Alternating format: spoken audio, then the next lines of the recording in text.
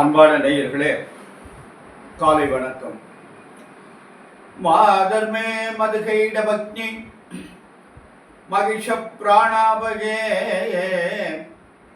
கேலா நிர்மித தூம்ரலோச்சனவதே K ஷண்டமுண்டர்த்தனி நிஷேஷிகிருத ரத்த பீஜ தனுஷே நித்யே நிசும்பாவகே சும்பத் வம்சனி சங்கரா துரிதம் துர்கே நமஸ்தே அம்பிகே அருணமணி நிவாங்கம் அக்னிகேசம் கரண்டம் டமர்வதராபாசம் கட்ககத்தம் கபாலம் அனலநயனாகம் ஆசனம் பத்மபீடம் அகில புவன மாதம் ஸ்ரீதளம் மாரிரூபோ அம்பா சாம்பவி சந்திரமௌலி பிரபல உமா பார்வதி காளி கைமவதி சிவாச்சனயனி காத்யாயனி வீணா வேணுகான பிரியலோலினி கல்யாணி ஊடுராஜ பிம்பவதன சாம்ராஜ்யசாலினி சித்ரோமி பரதேவதா பகவதி ஸ்ரீ ராஜராஜேஸ்வரி. அன்பு சார்ந்த நேயர்களே, வைகாசி மாதம் 2ஆம் நாள் சுக்கிரவாரம், வெள்ளிக்கிழமை, சதுர்த்தி திதி, மூல நட்சத்திரம். மூல நட்சத்திரம்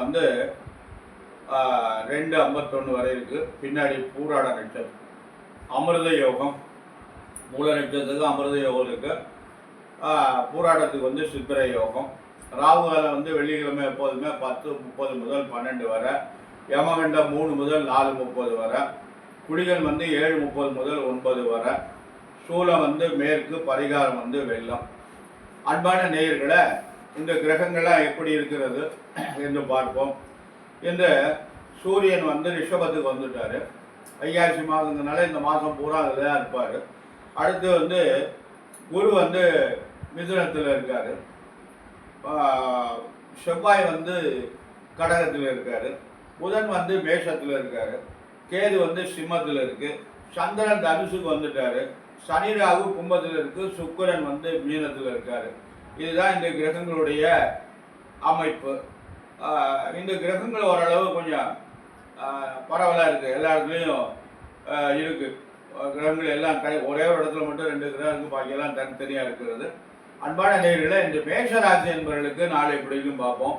மேஷராசி என்பவர்களுக்கு இந்த குருபான் 3ஆம் இடத்துல இருக்கார். சனி பகவான் 11 இருக்கார். ராகுவும் சனி 11ஆம் இடத்துல இருப்பது மிக நல்லது. அதனால் குரு 3ஆம் இடத்துல இருக்கார். நன்மை இல்லை, நல்லது செய்ய மாட்டார். 3ஆம் இடம் 4ஆம் இடம் 2 வருஷம் குருவுக்கு நல்ல இடம் இல்லை. அதனால் பார்த்து கவனமாக நடந்து கொள்ளுங்கள். நல்லதே நடக்கும். அதனால் ஜாக்கிரதையாக நடந்து கொள்ளுங்கள். அதனால் வியாழக்கிழமை தோறும் தட்சிணாமூர்த்தி வழிபாடு பண்ணிட்டு வாங்க. எந்த காரியத்தையும் முதலீடு செய்யாதீங்க. எதுவும் முதல் பண்ணி எதுவும் பண்ணாதீங்க. பண்ணிட்டு இருக்க காரியத்தை அப்படியே செஞ்சுடுவாங்க. கவனம், ஜாக்கிரதை, நிதானம் தேவை. அன்பான ரிஷபராசி என்பவர்களை, உங்களுக்கு நாள் நன்றாக இருக்குது. பிரமாதமாக இருக்குது ரிஷபராசி என்பவர்களுக்கு. அதனால் இந்த உங்களுக்கு நல்ல நாள், நல்லது நடக்கும், நல்ல காரியங்கள்லாம் நடைபெறும். அன்பான ரிஷபராசி என்பவர்களை, உங்களுக்கு இந்த அருமையான நாள். இந்த சனி பகவானும் ராகு பகவானும் 10ஆம் இடத்துல இருக்காங்க. நல்ல இடத்துல இருக்காங்க, அருமையான இடத்துல இருக்காங்க.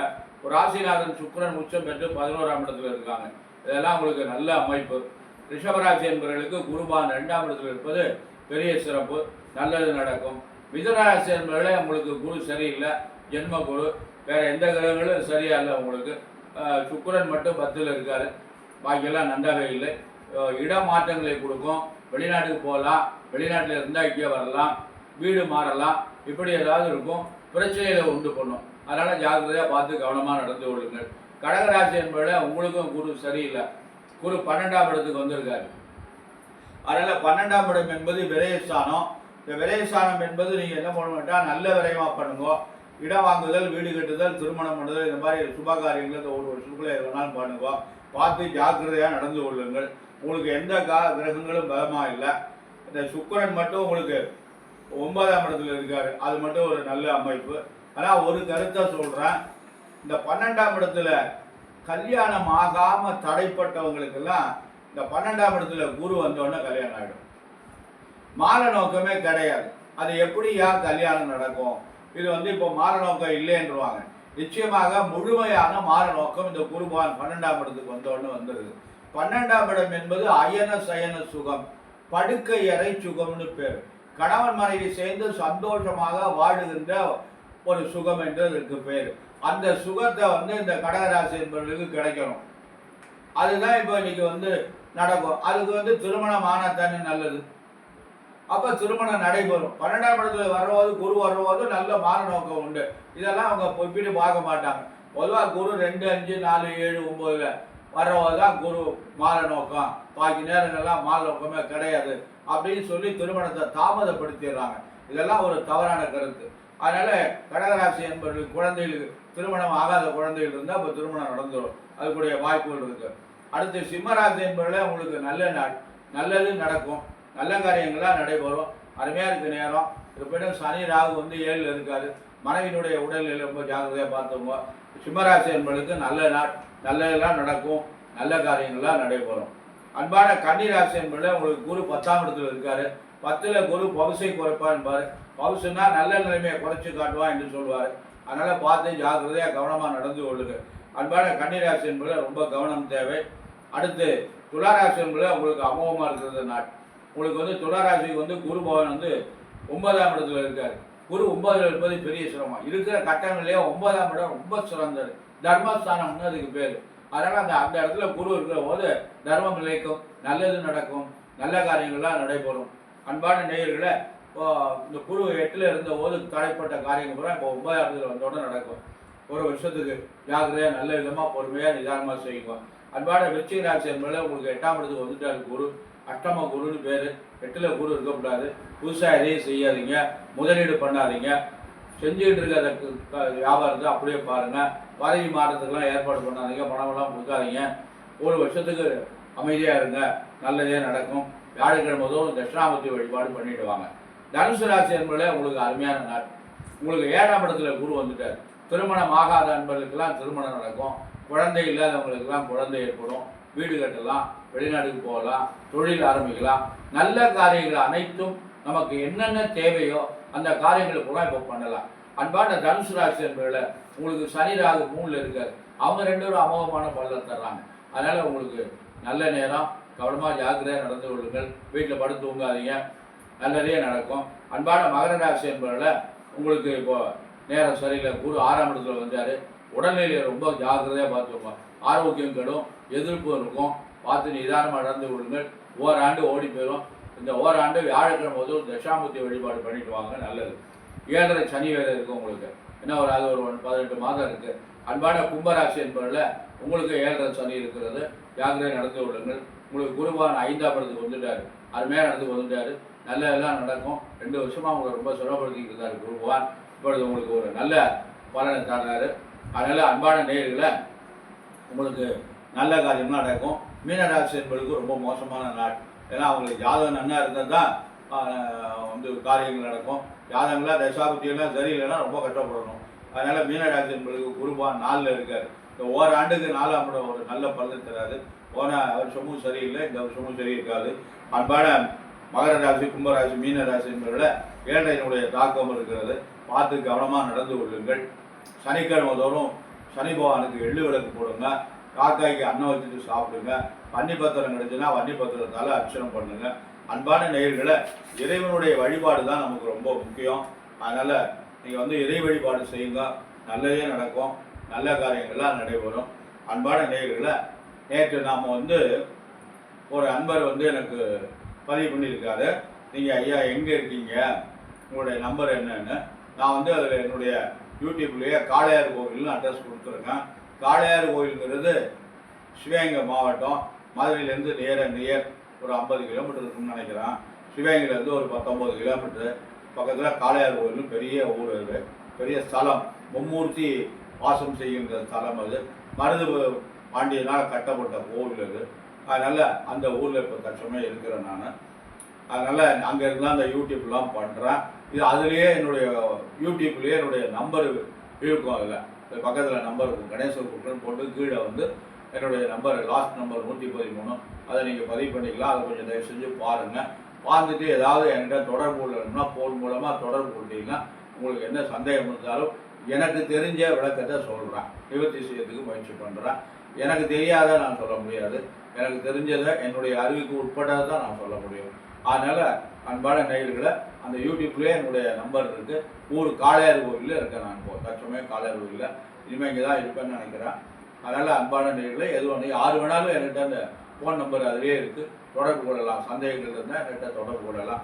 அன்பான நேயர்களை, நேற்று நம்ம வந்து இந்த இதை பற்றி நம்ம வாழ்க்கையை பற்றி நம்ம பார்த்தோம். 3ஆம் இடம் 12ஆம் இடத்தை பற்றி பார்த்தோம். அதையே இன்று நாம் தொடர்றோம். இந்த 12ஆம் இடம் என்பது வாழ்க்கையில் மனிதனுக்கு வந்து அத்தனை கட்டங்களும் முக்கியம். 12 கட்டங்களும் மனிதனுக்கு வாழ்க்கையில் ரொம்ப ரொம்ப முக்கியம். வாழ்க்கையில் இந்த 12ஆம் இடம் என்பது ரொம்ப முக்கியமான ஒரு கருத்துன்னு நினைக்கிறேன். நான் என்னுடைய அனுபவத்தில் வந்து சொல்கிறேன். நான் எத்தனையோ பேரை பார்த்துருக்கேன், சிரமப்பட்டுக்கிட்டு இருக்காங்க. அதனால் இந்த 12ஆம் இடத்துக்கு வந்து விரயஸ்தானம்னு பேர், அயன சயன சுகத்தானம்னு பேர். அயன சயன சுகம் என்றால் படுக்கை அறை சுகம் என்பது. இந்த படுக்கை அறை சுகம் என்பது ஒரு ஆணும் பெண்ணும் சேர்ந்து, கணவன் மனைவி சேர்ந்து அனுபவிக்கின்ற சுகம் வந்து, இந்த சுகத்துக்கு வந்து வயது கிடையாது, காலம் கிடையாது. அதாவது இரவில் தான் இந்த சுகத்தை அனுபவிக்கணும்னு ஒரு பழமொழியான காலத்தில் பெரியவங்க வச்சுருக்காங்க. அதனால் வயது கிடையாது. வயது உடலில் தெம்பு இருந்து எவ்வளோ வயசு எந்த வயசாக இருந்தாலும் கணவன் மனைவி உடலில் நல்ல ஆரோக்கியமாக இருந்தாங்கன்னா அந்த சுகத்தை எப்போ வேணாலும் அவங்க அனுபவிக்கலாம். அதை பற்றியெல்லாம் கிடையாது. ஆனால் அந்த சுகம் வந்து ஒரு ஆணுக்கும் பெண்ணுக்கும் சிறப்பாக இருக்கணும். ஒரு ஆணுக்கு அந்த படுக்கை அறை சுகம் சரியாக இல்லை அவன் ஜாதகத்தில்னா அதுக்கு அவன் என்ன பண்ணும்னா அவனுக்கு மனைவி ஒழுங்காக அமையாது. மனைவி அவனோட சந்தோஷமாக இருக்கிறதுக்கு விரும்ப மாட்டாங்க. அதனால் அவன் ரொம்ப சிரமப்படுவான். அதே மாதிரி ஒரு பெண்ணுக்கு வந்து படுக்கை அறை சுகம் ஒழுங்காக இல்லை, அயன சயன சுகம் ஒழுங்காக கிடைக்கலைன்னா அந்த கணவன் ஒழுங்காக இருக்க மாட்டான், அவளை விரும்ப மாட்டான், வந்து வேறொரு பொண்ணோட தொடர்பு வச்சுருப்பான். அப்போ இந்த பெண்ணு என்ன செய்வாங்க? இந்த ஒரு ஆணோ பெண்ணோ அந்த படுக்கை அறை சுகம் ஒழுங்காக கிடைக்கலைன்னா வாழ விரும்ப மாட்டாங்க. அவனை விட்டு பிரிஞ்சுட்டு இன்னொரு திருமணம் செய்யறது தான் முயற்சி பண்ணுவாங்க. அதே மாதிரி அவனும் அப்படி தான் பண்ணுவான். அவன் என்ன பண்ணுவான்னா வேறொரு பொண்ணை நாடிடுவான். இப்படிலாம் நிறைய இருக்குது. இது ஜாதகத்தில் இருக்குது. இதை வந்து யாருமே பொருத்தம் பார்க்குற போது இதை யாருமே பார்க்க மாட்டேங்கிறாங்க. பொருத்தம் பார்க்குற போது இந்த 3ஆம் இடம் 12ஆம் இடத்தையும் பார்க்கணும். 3ஆம் இடம் போகஸ்தானம், போக பாக்கியம் எப்படி இருக்குது, இந்த படுக்கை அறை எப்படி இருக்குது, இதெல்லாம் நல்லா இருக்கா, இந்த பெண்ணு வந்து இங்கே ஒழுங்காக குடும்பம் நடத்துமா, கணவன் மனைவி சந்தோஷமாக இருப்பாங்களா, இந்த பையனுக்கு இந்த பொண்ணை கொடுத்தோம்னா அவங்க சந்தோஷமாக வாழ்வாங்களா, இப்படிங்கிறதெல்லாம் நம்ம பார்க்கணும். இதெல்லாம் இவங்களுக்கு தெரியவே தெரியாது. ஏன்னா அவங்க படித்தா தான். இந்த கிராமத்தில் உள்ள நட்டாம்படி ஜோடர்கள்லாம் இவங்க படிக்க மாட்டாங்க. நம்ம பிரமாதமாக பெரிய ஜோடர்கள் போட்டு உட்காந்துட்டு பார்க்குறாங்க. இந்த கிராமத்து மக்கள் பாவம் அவங்களும் அவங்கள்ட்ட போய் நாடுறாங்க. ஆனால் இதில் இன்னும் ஒரு வியப்புனா படித்தவங்களும் போய் அவங்கள்ட்ட போய் யார்கிட்ட பார்த்துட்டு தடுமாறிட்டு இருக்காங்க. பொருத்தத்தை பார்த்து கல்யாணம். பொருத்தத்தை மட்டும் பார்த்து திருமணம் செய்வது என்பது மாபெரும் குற்றம். காலவிதான பத்ததின்னு ஒரு நூல் இருக்கு. அதில் வந்து தந்தை சரஸ்வதி மகாலில் வெளியிட்டிருக்காங்க. அந்த நூலில் இந்த விளக்கம் இருக்குது. பொருத்தத்தை மட்டும் நட்சத்திர பொருத்தத்தை மட்டும் பார்த்து 7 பொருத்தம் 8 பொருத்தம் இருக்குன்னு சொல்லி நம்பிக்கொண்டு திருமணம் செய்வது பெரும் பிழையாக போயிடும். அதனால் ஜாதகங்களை நன்றாக ஆய்வு செய்து இந்த பொருத்தம் பார்க்கணும். அதனால் அன்பான நேயர்களே, நமக்கு வந்து மனித உலகத்தில் வந்து இல்லறம் இல்லைன்னா நல்லறம் இல்லை, இல்லறம் வாழ்க்கை இல்லை என்றால் நல்லறம் இல்லை, அது தர்மம் இல்லை. அதனால் ஒரு ஆணும் பெண்ணும் சேரணும். அதாவது ஒரு கருத்து சொல்கிறேன், மிருகங்கள் சேருகின்றன. எதற்காக? உற்பத்திக்காக. மிருகங்கள் சேருகிறது. எப்பெல்லாம் சேருகிறது? ஒரு முறை தான் சேருகிறது. பசுவும் காளையும் ஒரு முறை சேரும். வருஷத்தில் ஒரு முறை தான் அதுக்கு வந்து அந்த இச்சை ஏற்படும். மற்ற நாள்லாம் அந்த இச்சை ஏற்படாது. அது ஒரு முறை. அது மாதிரி இந்த மற்ற ஆடு இந்த மாதிரிலாம் கோழி வந்து எப்போவே சேரும். ஆடுகள் வந்து வருஷத்துக்கு 2 முறை சேரும். அந்த மாதிரிலாம் ஒரு கருத்து இருக்குது. அது மாதிரி அந்த சில சீவராஜிகள் 2 முறை சேரும். 2 முறை குட்டி போடும். இந்த ஆடெல்லாம் வருஷத்துக்கு 2 முறை குட்டி போடும். அதனால் இனப்பெருக்கம் அதிகமாக இருக்கும். ஆனால் மனிதன் சேருகின்றான். எதற்காக? உடல் சுகத்துக்காக, சரீர சுகத்துக்காக மனிதன் சேருகின்றான். இவன் சேர்கின்ற பொழுதெல்லாம் குழந்தை உற்பத்தி ஆச்சுன்னா என்ன ஆகும்? ஒன்றும் பண்ண முடியாது. அதனால மனிதன் சேருவது சுகத்துக்காக சேருகின்றான், சந்ததிக்காகவும் சேருகின்றான். ஆரம்பத்தில் நம்ம திருமணம் ஆன காலத்தில் நம்ம சேருவது சந்ததி ஏற்படுவதற்காக, அதுக்கப்புறம் கணவன் மனைவி சேருவது சரீர சுகத்துக்காக. அந்த சேர்க்கை, அந்த சுகம் நல்ல முறையில் இருக்கணும். அந்த சுகம்தான் மனிதனுக்கு வாழ்க்கை. அந்த சுகம் இல்லை என்றால் மனிதனுடைய வாழ்க்கை நிம்மதியே இருக்காது. வீட்டுக்கு வெளியிலிருந்து நிறைய அலைஞ்சிட்டு வீட்டுக்கு போன உடனே மனைவியினுடைய முகத்தை பார்த்த உடனே அந்த வெளியில் இருந்த கவலையெல்லாம் மாறி போகணும், அந்த மாதிரி பெண்கள்லாம் இருக்கணும். ஆனால் இப்போ அதுக்கெல்லாம் வேலையே இல்லை. ஏன்னா இவன் தான் முந்தி வர்றான், அவள் தான் பிந்தி வர்றான். ஏன்னா இவன் 10 மணிக்கு வர்றான், அவள் 11 மணிக்கு வர்றான். அவள் வந்து அப்படியே அழுத்து போய் வர்றவதே ஹோட்டலில் சாப்பிட்டுட்டு வந்துடுறான், இல்லைன்னா சாப்பாடு வாங்கிட்டு வந்துடுறான். குழந்தையெல்லாம் நன்றாக தூங்கிடுது. ஏன்னா 1,50,000 ரூபா சம்பளம் வாங்குறான் ஐடி கம்பெனியில். அப்போ 11 மணிக்கு தானே விடுவாங்க. இவன் போய் பைக்கில் கூட்டின்னு வர்றான், இல்லைன்னா ஆட்டோவில் கூட்டின்னு வர்றான், இல்லைன்னா கார் இருந்தால் காரில் கூட்டின்னு வர்றான். அப்போ வந்த உடனே எப்படா படுப்போம் அப்படிங்கிற எண்ணம் தான் அந்த பெண்ணுக்கு வருமே தவிர மற்ற சிந்தனை வராது. டவுனில் இருக்கிற வாழ்க்கை இதுதான். சென்னப்பட்டினத்தில் ஓடிட்டு இருக்கு வாழ்க்கையெல்லாம். அதாவது ஏதோ வாழ்கிறாங்க, நிம்மதியாக காசுக்காக வாழ்ந்து கொண்டு இருக்கிறாங்க. ஹோட்டலில் வாங்கி சாப்பிட்றாங்க, வீட்டில் வாங்கி சமையல் பண்ணி சாப்பிட்றதுக்கு நேரம் இல்லை. அந்த குழந்தைகளோட பேசுவதற்கு ஞாயிற்றுக்கிழமை ஒரு நாள் தான் அவங்களுக்கு அந்த குழந்தைகளோட பேசுவதற்கு வாய்ப்புகள் இருக்குது. மற்ற நேரங்களில் அந்த குழந்தைகளை பார்ப்பதற்கோ அதோட பேசுவதற்கோ பெற்றோர்களுக்கு தந்தை கூட பேசுகிறாங்க, குழந்தையோட தாய் வந்து பேசுவதற்கு வாய்ப்பு இல்லை. அந்த தாயினுடைய பாசம் குழந்தைகளுக்கு கிடைக்கவில்லை. இப்படியெல்லாம் காலங்கள் ஓடிட்டு இருக்கு. இதெல்லாம் வினோதமான காலம். இதை வந்து தவிர்க்க முடியல, பண்ணித்தான் வேண்டியிருக்கு. ஏன்னா சம்பாதிச்சா ஆகணும், காசு வேண்டியிருக்கு, எல்லாம் வீடு வாசலாம் சொந்தமாக வேண்டியிருக்கு, கார் வேணும், பங்களா வேணும், நகை வேணும், எல்லாரும் மாதிரி நம்மளும் ஆடம்பரமாக இருக்கணும். இப்படியெல்லாம் இன்னும் நமக்குள்ள தோண்டிக்கிட்டு இருக்கு. அதனால் நாம் வந்து வாழணும். வாழ்வதற்கு வாழ்க்கைக்காக நாம் வந்து ஆரம்பத்திலே நம்ம சேர்த்து கொடுக்குற வாழ்க்கை இருக்கு பாருங்க, அதுதான் கடைசி வரையும் வரும். இந்த பொருத்தத்தில் அந்திம காலம் வரை ஒற்றுமையாக இருப்பாங்கன்னு ஒரு கணக்கு நான் பார்ப்பேன். அந்திம காலம்னா அதாவது எப்படின்னா கடைசி வரையும் கணவன் மனைவி ஒற்றுமையாக இருப்பாங்க அப்படின்னு ஒரு பொருத்தம் இருக்குது. இந்த பொருத்தத்தில் வந்து வசியம்னு ஒரு பொருத்தம் இருக்குது. இந்த வசியம் என்பது வசீகரமாய் வாழ்தல் அப்படின்னு ஒருத்தம். வேறேன்னு ஒரு பொருத்தம் இருக்கு, பரஸ்பரம் அன்பு சந்தோஷம். ரெண்டும் ஒன்று தான். பரஸ்பரம் அன்பு சந்தோஷம், வசீகரமாய் வாழுதல். அதில் இன்னொரு கருத்து, வேறையை விட வசியத்துக்கு போகிறது கூட.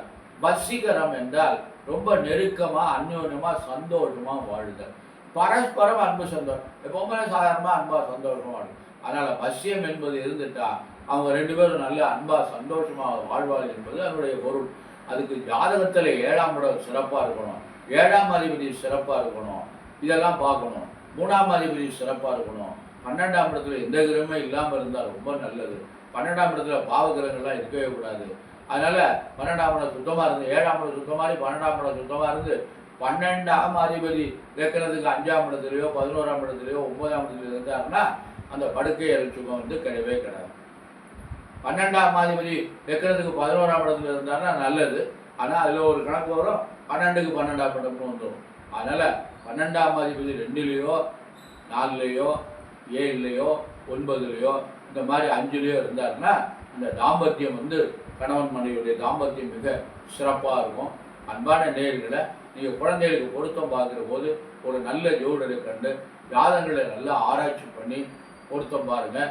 நெட்டில் தயவு செஞ்சு நெட்டில் எல்லாம் பார்க்காதீங்க. செல்லுலெல்லாம் பொருத்தத்தை பார்த்து அந்த பொருத்தம் இருக்குது இந்த பொருத்தம் இருக்குது அப்படியே படித்தவங்க நிறைய தப்பு பண்ணுறீங்க. மன்னிச்சுக்கோ, நான் படித்தவங்களை குறை சொல்கிறேன்னு நினைச்சிருக்காதீங்க. ஏன்னா நீங்கள் பண்ணுகிற பிழை வந்து அந்த குழந்தைகள் பாதிக்கப்படுகிறது, மனசுக்கு ரொம்ப வேதனையாக இருக்கிறது. நிறைய குழந்தைகள் பாதிக்கப்பட்டு வாழ்க்கை வாழ வேண்டிய காலத்தில் கணவன் மனைவி பிரிஞ்சு வாழ்கிறாங்க, கோர்ட்டுக்கு போயிடுறாங்க. இதெல்லாம் பார்க்கும்போது மனசு தாங்க முடியல, ரொம்ப வருத்தமாக இருக்குது. அந்த வருத்தத்தின் இடையில தான் நான் இதை பதிவு செய்கிறேன். அன்பான நிலையில் நல்லவர்களை நாடுங்கள், நல்லதே நடக்கட்டும், இறைவனை பிரார்த்தனை பண்ணுங்கள். எல்லாரும் எல்லா குழந்தைகளும் நலமுடன் வாழணும். எல்லா மக்களும் பல்லாண்டு 1000 ஆண்டு நலமுடன் வாழ்ந்து நல்ல சுகத்தை அடைய வேண்டும் என்று எல்லாம் வல்ல எம்பெருமான் சர்வேஸ்வரனையும் வள்ளல் பெருமான் வள்ளியில் மணாள முருகப் பெருமானை பிரார்த்தனை செய்து நிறைவு செய்கிறேன். நன்றி. வணக்கம்.